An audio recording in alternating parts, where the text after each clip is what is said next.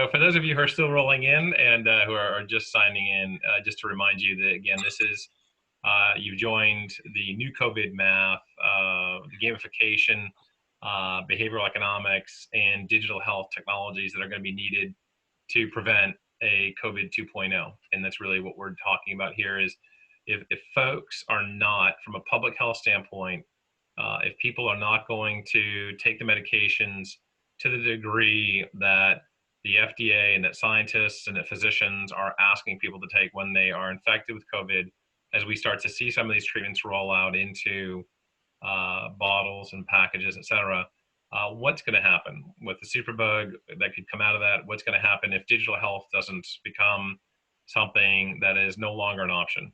My name is Kachnowski. I chair HIT Lab. I'm also the director of the digital health program at Columbia Business School. I am very excited to have three stellar CEOs with us today. As you just heard, the backgrounds of Amanda and Marcel and Brian are all super impressive. And just as a reminder, this seminar series is brought to you by Information Media Corporation.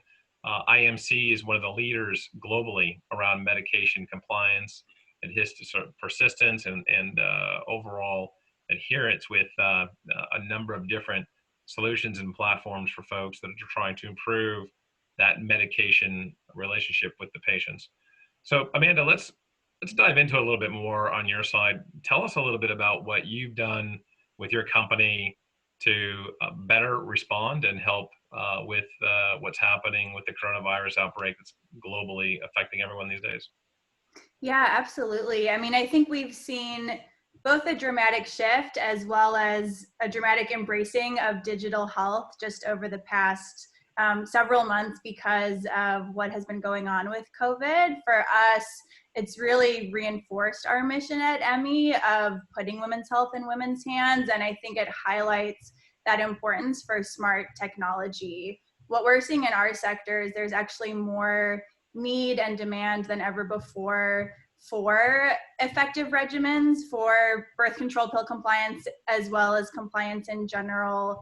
Culturally, there's a lot of hesitation, especially now around starting a family, and there's more hesitation we're seeing among women who are afraid of getting pregnant. And so we're seeing that really makes it even more important to be able to provide them with this type of smart regimen. And then of course, it's also impacting the company. I think our experience is probably similar to what all the other companies are going through, making that shift to a fully virtual environment. For us as a hardware business, we've done a lot of interesting things to try to make our manufacturing line fully virtual with videos as an example. And so that's been quite a shift just to make sure that we're able to keep up with the demand that we're seeing because of this heightened awareness for the importance of adherence. So you bring up a really good point, Amanda, and that is that with the coronavirus affecting so much of our society, the supply chain, the physician access to physician services, adherence and persistence compliance, those are at an all-time low. Is that what you're seeing? I think we're certainly seeing that there are a number of factors that make adherence more challenging today more than ever. Many patients fall off of their medication regimen simply because they aren't able to get to the pharmacy.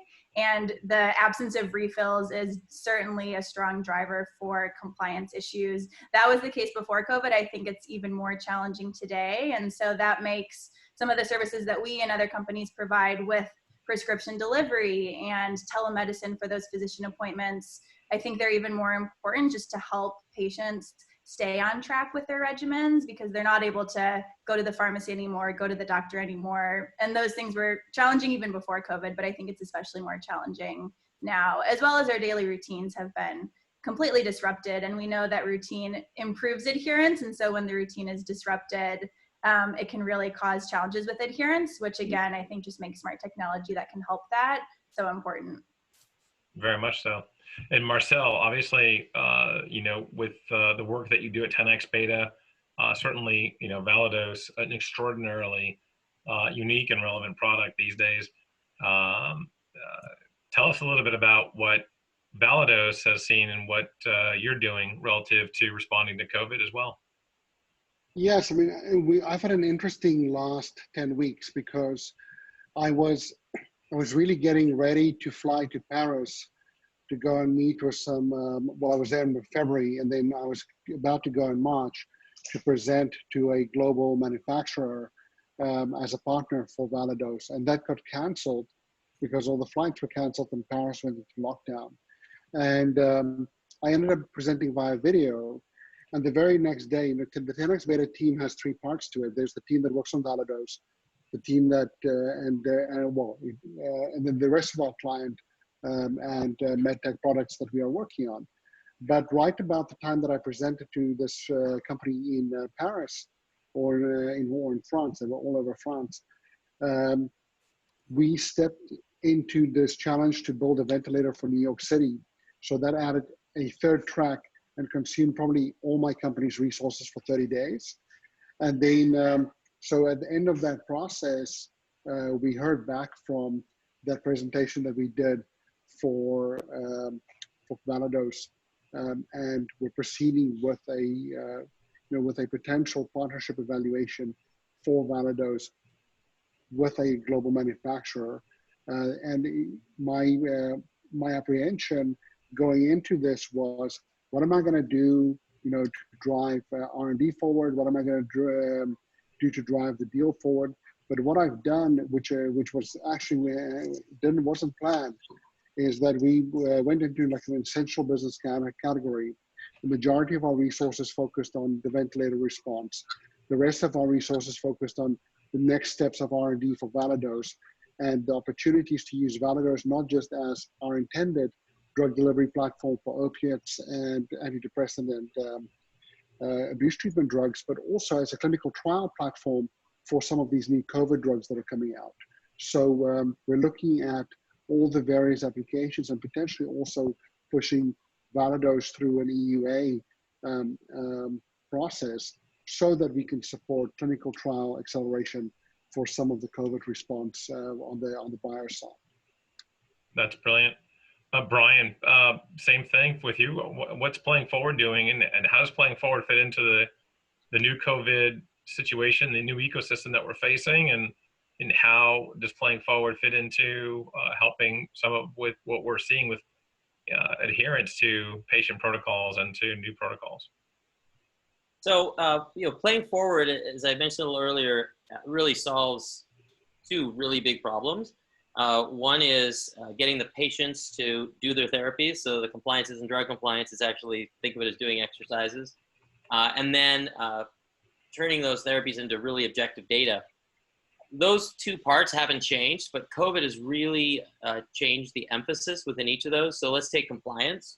Our real focus was we have VR and other visuals to get the patients to do the recommended therapies in and out of the office. With COVID, there's a lot more focus on how these tools can help out of the office.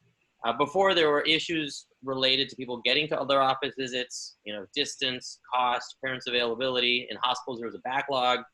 But now, obviously, with the pandemic, there's the issue of the offices just being closed, and the challenge that therapists aren't really prepared to do things online. So really adapting the tools more to the out-of-office experience. Same with I mentioned data being the other problem. We have motion capture tools that allow either the therapist in the office to capture objective data, or out of the office, the parent can hold the tool. The software downloads onto any phone or tablet eventually. Prior to COVID, a lot more focus on how the therapist would do it, because that was really more their interest to do it in the office. Post-COVID, finding a way where they can get this data. And what's interesting about the motion capture part, Stan, is that the objective data becomes even more important. When we talk about people in office getting objective versus subjective data, you say, well, that's helpful because you can compare it to a week ago or a month ago. You can compare it to your whole population. But now with more patients being out of the office, the doctor can't lay their hands on the patient. They can't be in the same room. Objective data is even more critical. Or put differently, the fact that we're doing things remotely has revealed another weakness of subjective data. It's just really hard to see what's going on in a very complete way. Whereas if we have objective data, they have that to augment whatever visuals they can get. So basically, we still have the compliance and the data missions, but it's really focused to how you do it remotely. And it's also led us to say, you know, there's a third really big problem, which is access. And access is defined as how can you get this treatment when you can't get into the doctor's office. So it's been an exciting time for us because therapists and patients are willing in a way that they simply were not 3 months ago to do this, and the payers are paying in a way that they weren't willing to do. So it's been while it's been terrible to have the pandemic, it's been there's been a silver lining in that the ability to do this remotely has just accelerated tremendously. Yeah, let's dive into that a little bit too, Brian. You're really picking up on something important here, which is this movement in terms of virtualization of care. And Amanda, really focusing in on what we're learning from women's health and reproductive health. What are some of the lessons that you and your team are learning that are really critical to improving adherence, and either through telemedicine or telecare, virtual care that we've seen now? How do those models help improve patient engagement with their medication? Yeah, that's a great question. And I would totally echo and kind of build on what Brian was just saying about how improved access is such a critical aspect of compliance to a regimen, or even getting the appropriate health care that a patient would need. And so I think telemedicine is really improving that. One of the big learnings that we've seen as it relates to birth control pills, and I think this lesson extends far beyond the pill, is that a big factor for compliance is actually making sure that the patient is on the right regimen, has the appropriate prescription. One of the main drivers for not adherence is actually when patients don't like the negative symptoms and side effects that come with a routine, or they don't see the benefit. And so that's where remote care and remote patient monitoring can be very helpful. For our application, we have a smart connected pill case that tracks every single pill. It tracks what time you took it, and it syncs with our app to make that experience very engaging. And so if a patient misses her dose, we're able to send smart reminders right away. And we send them really at the moment that she would be most receptive, because she's near the pills, or we know she just missed it. And so that improves that daily habit. But then I think as it connects to telemedicine, if she's struggling because she's on the wrong prescription, she needs guidance, she needs one that might be less sensitive to taking the pill at different times each day, we can utilize telemedicine not only to help her get that initial prescription, but also get feedback from a nurse or a physician about why her prescription's not working for her, and then more easily provide a new prescription that could meet her goals, rather than what we often see with the pill and with many medications, which is that patients tend to drop off if they don't like their routine, but they don't have a plan B, so to speak. And so remote patient monitoring combined with telemedicine really helps us optimize care routines for all people, which I think it's great to see how much that's being embraced, especially now because of some of the realities of our climate. Yeah, it's fantastic. And Marcel, again, you're in a very unique product category where, when you begin to work with ENT physicians and you start to use, the telemedicine and the remote telehealth with your product, have you as a part of the gamification model or something like that, what do you see as really a key component for telemedicine playing in the role of your product and its adoption? Yes, I mean, I think it is essential. Telemedicine, we paid lip service to it 6 months ago, 12 months ago, because it was a distant alternative to the experience that you were used to. Now it is the primary experience. So now we're seeing your doctor in person is that distance experience, which none of us know when we're going to be comfortable and when they are going to be comfortable to have that experience again. And if we have that experience again, it will never be the same that it was, because we have to take different measures for the next 2 years, potentially, to change our habits. Now, I think, so where telehealth or a platform approach to telemedicine folds into what we're doing with Validose is that, we didn't set out to become necessarily a digital health silo where we only deliver one type of drug with this. we were inspired by improving a bottleneck that we saw coming with Janssen and esketamine. So most of our first 3 years of development was to solve for that bottleneck that we saw, and a lot of the R&D went into how do we make that not happen. And then we realized, listen, if we can solve this for one drug, or one drug category, we can solve it for all intranasal delivery. And if we can solve it for a pump-based system, we can solve it for any pump-based system, transdermal applicators, sublingual applicators. So we've moved a lot of R&D miles since last summer when we received that $1.5 million support from Publicis to promote what we are doing, specifically to reverse the thinking around, opioids are bad and you shouldn't have access. No, certain patients need access, but you need to make sure that they get it safely. Now, COVID accelerated how we think about continuity of care, access to care, and the FDA's recent shift in relaxation of telehealth prescriptions for opiates and other dangerous drugs, as it was phrased, is highly instrumental in allowing us to accelerate what we can do, what we can bring to the patient experience in terms of not just safety and verification, but definitely adherence and gamification around how to take your drug more consistently, so that you're not at risk of long-term abuse, and you're not at risk of overdosing because you're double dosing because you forgot to take it before. So really keeping you in that zone that you need to stay in for clinical efficacy. And that's huge, just given your product and given what Validose does with utilizing nasal spray and the smart nasal device for doing that. Yeah, I think it's going to be very important as we now progress this summer and for the rest of the year to roll out the first trials. And it will also be important when you want to validate the efficacy, as you mentioned earlier in the conversation, of potential new biologics and molecules for COVID-specific drug applications, where you can't, because you need to validate that the patient that has COVID-19 is using the drug as specified, if you truly want to get real-time feedback on drug efficacy. It can't be a mishmash like we had with hydrochloroquine, where it wasn't, it's kind of like a scattershot approach. It may or may not work. It works because it worked on other potential virus application or antiviral applications. But I think we are much more sophisticated potentially than what the industry has seen in terms of looking at adherence at a trial level as well.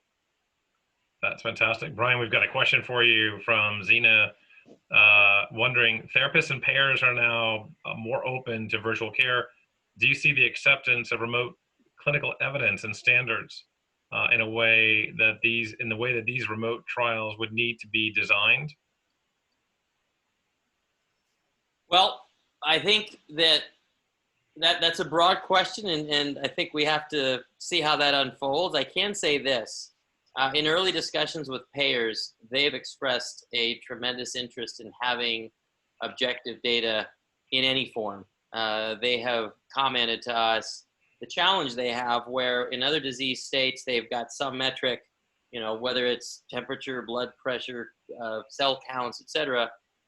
In many areas of therapy, they just, the codes basically say they had 4 times 15 minutes of therapy by a therapist. There's no real data there. And even if you look at the reports, which we've done, in the places where it says objective data, there is subjective commentary because that's all there is. So what's nice about the tools that we and others are beginning to bring is actually objective data. So, whereas Marcel and Amanda were talking about how we'll have more information about the actual meds or pills, things that they consume, we'll have that now on the therapy side. So right now, all that's known is that someone went into the therapist and perhaps they were told to do certain motions 3 times a week, and I'll see you in a few weeks. Now, if they actually use these tools, just like Amanda and Marcel were suggesting, they would know when and if they took the medication. We actually know exactly when and how often they did the therapy. We know what the frequency is, and that's a real issue. We know how long they did it. Did they do it for 2 minutes or for 10 minutes? We have the ability to tape it and record it. And then we have the opportunity to intervene if a few days pass without any work. I mean, therapy is no different than all of us went to school, right? And if we know if something's due in 3 weeks, we often set it aside for a couple of weeks and then quickly do it. And then the teacher were to ask us if we were working on it every day, we might say yes, because that's our immediate recollection of the last few days. But in fact, nothing really happened much in the first couple of weeks. Well, it's similar with therapy. And with these sorts of tools, it can be set to intervene somehow automatically, or prompt someone to make a phone call to say it's been 3 days, you haven't done any of the therapy. So the ability of these tools, not just to know when and how often and how much, but also to enable interventions automated or prompts to real people, is significant and will dramatically improve the compliance to therapeutic regimens. That's fantastic. I think that's right along the lines of what we're thinking too. And then, you know, Amanda, going back to you, there's a question now that's coming as well about quantifying or projecting the cost and the savings around these results. Do you have any data from your own experiences from your own company about how either gamification or how telemedicine or any of these other tools have helped reduce the overall costs to the healthcare system through this kind of medication adherence and real like patient resolution and engagement around prescribing and staying on the prescribed dosage and frequency? Yeah, I think that's such an important question, because today as an innovator, I think for a product to be adopted by the market, it has to be better, but in many cases, it also has to show meaningful cost reduction. Our healthcare system is in a place where those cost savings are so critical. And the work that we're doing around adherence can really help with that. I'll start with an example specifically for birth control pills. There are strong demonstrations of cost savings within the first year. If you do the quick math, even to think about the fact that 1 out of 10 women on the pill has an unplanned pregnancy each year. That's 1 million unplanned pregnancies in the US, which leads to significant, thousands and thousands of dollars per patient of unplanned costs. But there are more nuanced examples as well, because birth control pills really help women manage so many essential symptoms and side effects that can come with irregularities in your cycle. A missed pill could lead to, for someone with PCOS or endometriosis, it often leads to an emergency room visit because the pain is so excruciating. And so that's another metric that we could quantify, is just reducing number of ER visits and making sure that we're helping people stay healthy rather than be treated when they're sick. I think the reason gamification is so important touches on what Brian had mentioned before. That homework analogy certainly applies to adherence as well, where patients may not really start to do their regimen until they feel they need to, or they feel the negative effects of not doing it. The pill is actually a unique case where when a woman misses 1 pill, she feels those negative symptoms, side effects, and anxiety around unplanned pregnancy right away. But there are so many other examples, even, for example, heart failure medication, where maybe for weeks and weeks you feel fine, so you're not taking it. So you need another incentive. And I think making healthcare really fun through gamification, we do a lot in terms of badges and rewards and incentivizing good behavior rather than scolding bad behavior. That applies in any sector of healthcare, and it helps keep people healthy to therefore reduce the dramatic expense and spend that we see managing these episodes that come as a result of non-adherence, instead of just helping somebody stay in line with their original healthcare goals. Yeah, that's brilliant. And I think, Marcel, from what you're doing, your device is going to be able to objectively, almost like a biomarker, give physicians and health systems and employers, everybody, a better understanding of what the cost is, since your device is going to be able to tell people exactly when people dosed, how many times did they dose each usage. And so there are some phenomenal economic equations that you're going to be able to fill out after the first year of a population's usage of what you're doing. What are you doing in terms of those kinds of cost calculations? Do you have some of those formulas? You're a math guy. You're an MIT geek. What are you doing in terms of some of those cost calculations? Are you thinking about that ahead of time while you build your business model, and then how you'll frame those economic equations for medication adherence back to the health systems, the hospitals, the employers? Yeah, I mean, it's an interesting conversation because two of my prior diabetes companies, one that I founded, one that I invested in and helped to support their start, focus on adherence. And we have this company was not primarily, well, the first application was not adherence. Adherence was just an added bonus because, that's so 2009. So adherence, for me, it was about the drug security, but also patient security and patient experience. Because if I'm able to digitally manage a prescription, then the old way of prescribing a drug, one in the morning, one in the evening, goes away, because I can dial in adherence much more tightly with a digital ecosystem of products, your smartwatch, your phone, your computer, your email around you to help you microdose those known drugs, whether it's a pain med or a antidepressant med or an abuse disorder drug. Whether you take it once a month or whether you take it 6 times a day, does it matter? It doesn't matter. We can dial that experience into the patient specific needs.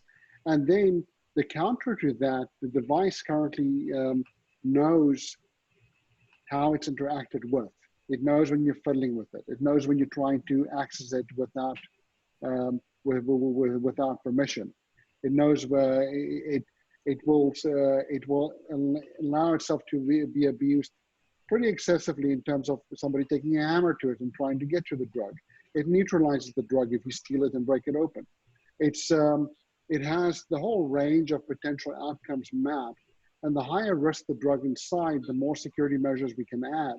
But what I'm really interested in the data and the cost-benefit analysis that no one really understands yet, and neither do we, is what is the impact if you deliver a high-risk opiate through this as a pain management solution, and you have no people getting addicted to that drug because I can sense early signs of dependency so that I can intervene with through my telehealth and observation systems early on to modulate that patient's dosage and access so that they don't end up becoming part of the $78 billion that the US currently spends on treating addiction in the US.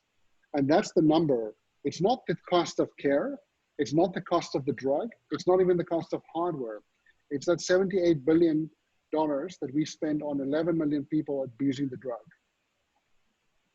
Oh, that's great. Brian, this is a question coming in to you from Greg.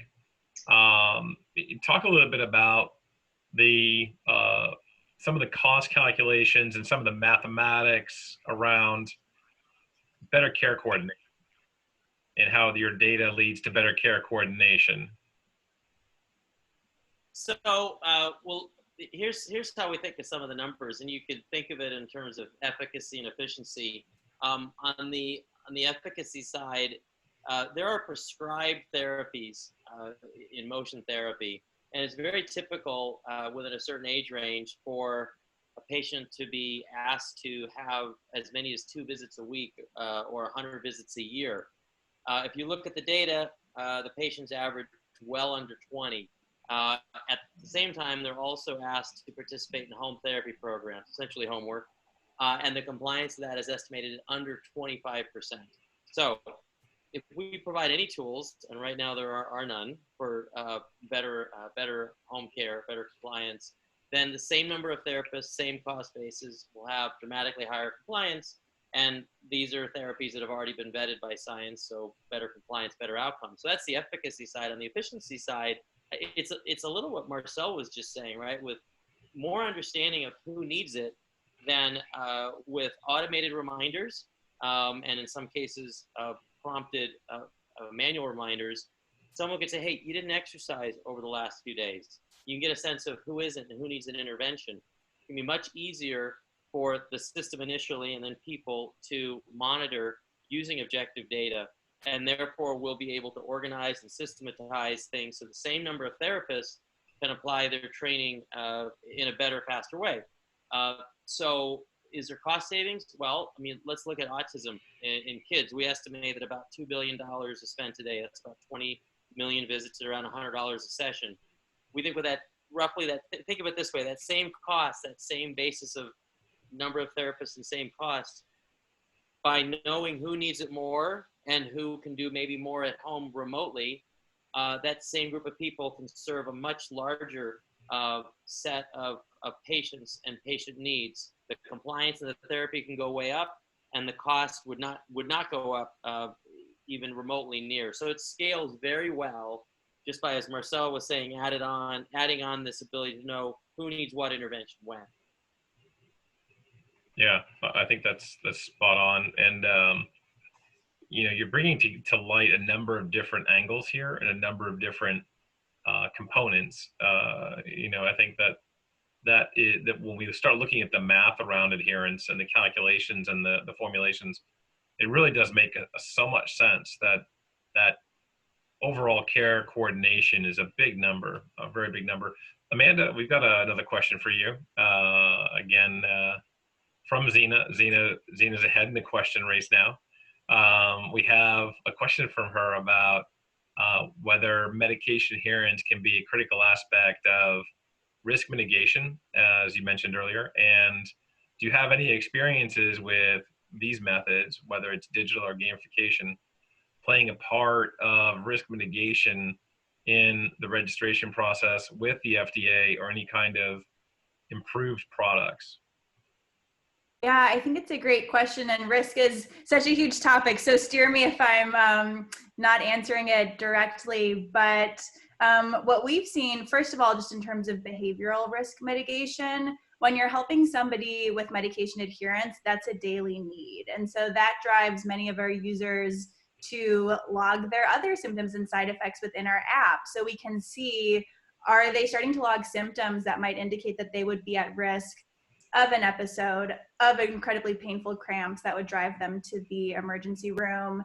And we can intervene, so to speak, earlier because we're building that digital trusted relationship. And so we're starting by solving that adherence need, but then it enables us to really build a relationship where we're able to hopefully help reduce risky, costly events. So that's kind of one angle on risk, but you also mentioned FDA, and I think one of the interesting things for us, you know, I mentioned I started as someone who designed heart valves, which is one of the most regulated products in the industry. It takes years and years even to get to initial clinical trials.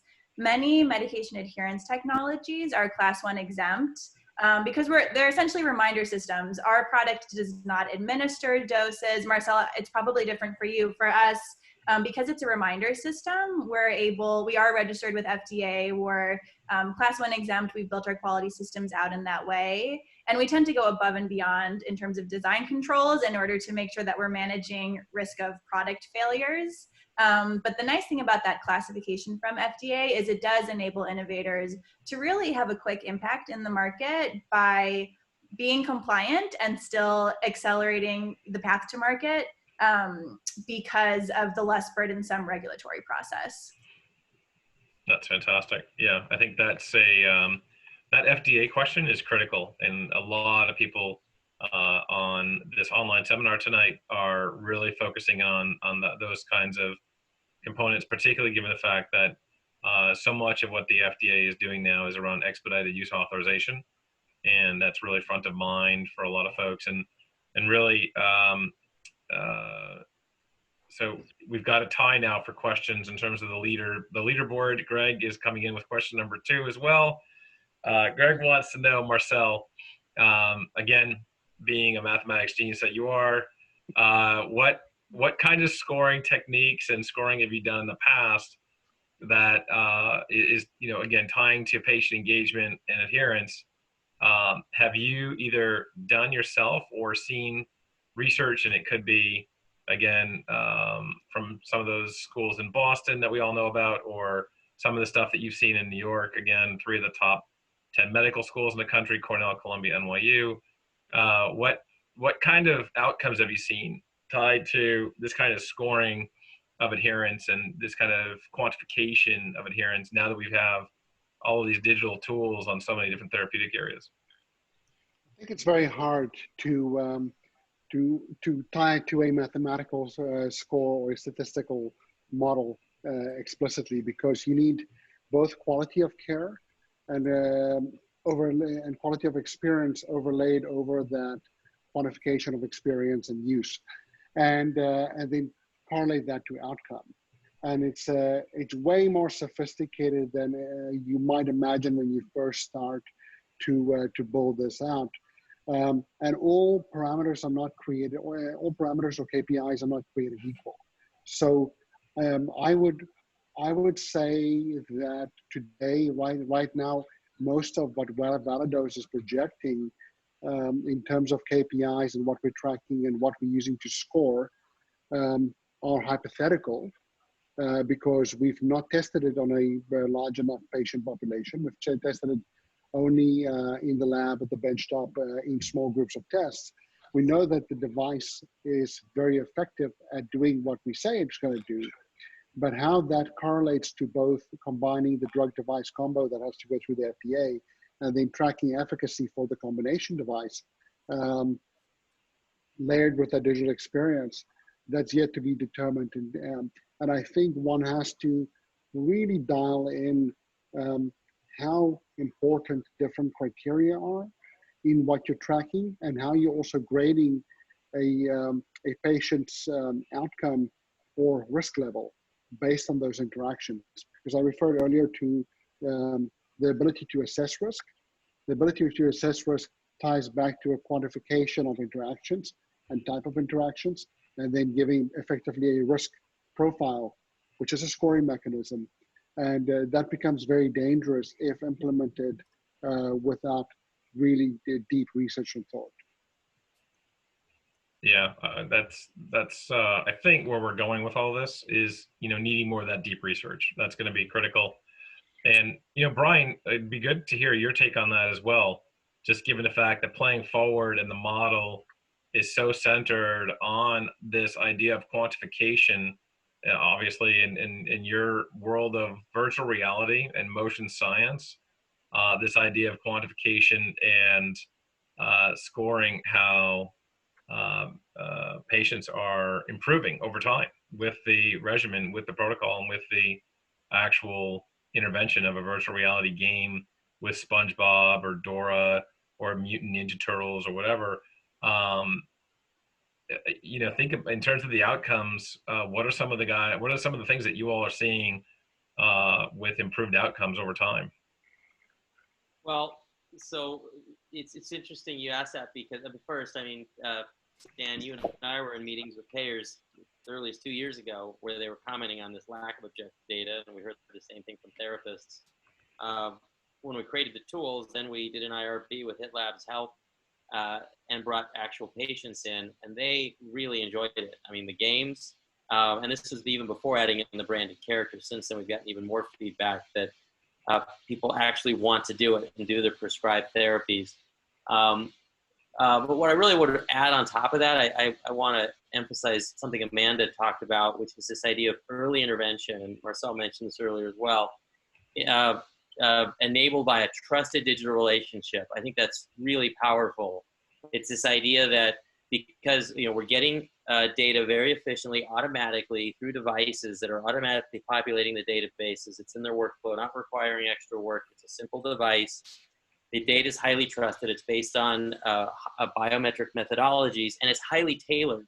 If I get a message to me, it's because I didn't do my exercises, or because, as Marcel was saying, I had a history of not doing exercises, so it's more likely to prompt me to do them. And so we end up with, again, I like how Amanda called this a trusted digital relationship. I can't emphasize enough the value of that.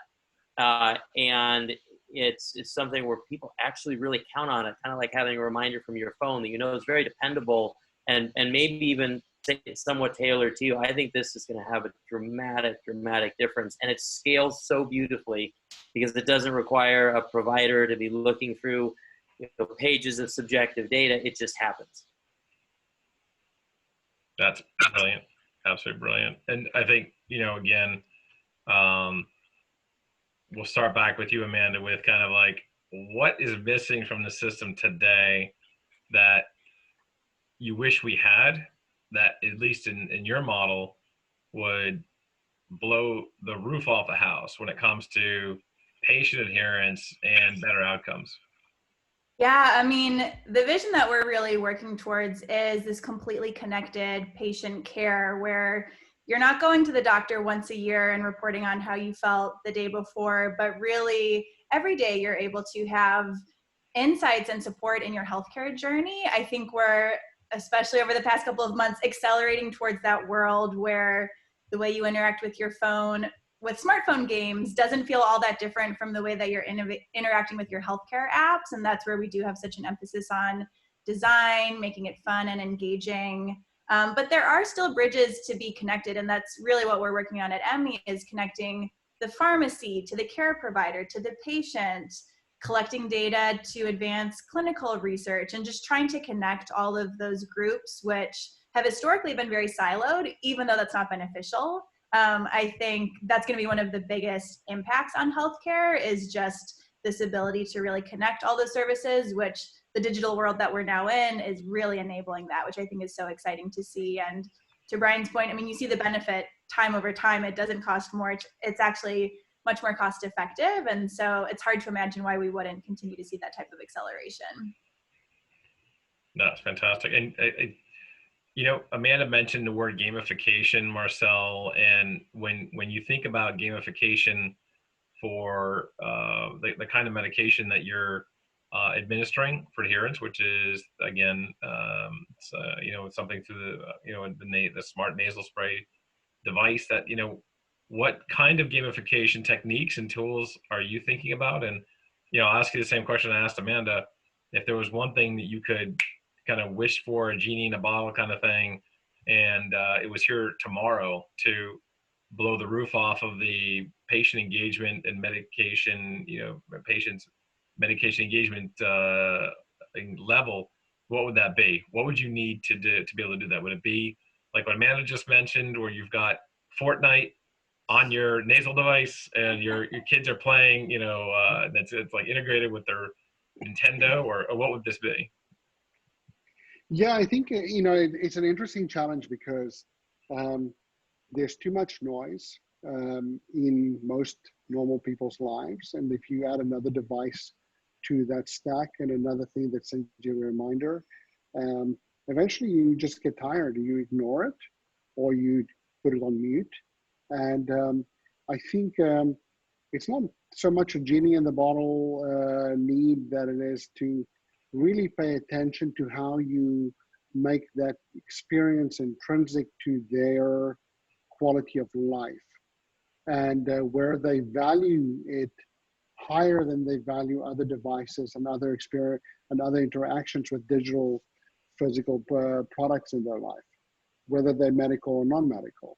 And I think it's also understanding how whatever adherence technology and drug delivery technology you build ties into what effectively is a centrifusion of devices and feedback mechanisms around that patient at home. I have a scale, I have a blood pressure monitor, I can get a pulse ox that are not branded by Validose, but there are things that I can pull data from through a smartphone vertical, either on Android or Apple. And how do I build whole experiences where capturing all the data, both Validose data and third-party data, becomes valuable to that user, and how do I then reward them? And the reward systems I've not looked at for Validose specifically, but in terms of understanding what reward systems can do, how you perform to, we've looked at IoT-based reward systems since 2006, thinking about how you compare yourself to people or people like you, people of the same zip code, people with the same disease, people who you would also want to talk to on a Facebook group. There are ways to basically give you street cred for compliance and adherence. And there's also ways, there's one of the things that Validose enables is taking that and not making it a flat hierarchy of other patients like you, turning it upside down. But in your family or your nuclear family, do you have a champion in your family that helps